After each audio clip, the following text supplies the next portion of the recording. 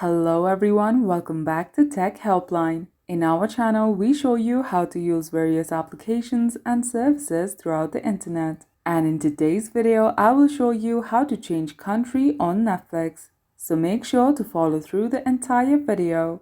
Don't forget to subscribe to our channel Tech Helpline and ring the notification bell for more useful uploads. So let's get started.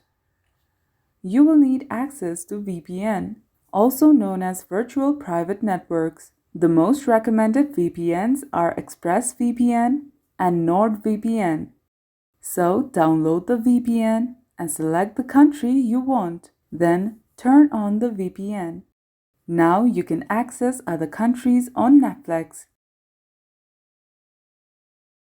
So that's how you change country on Netflix. If the video was helpful, please leave a like and mention your feedback in the comment section below.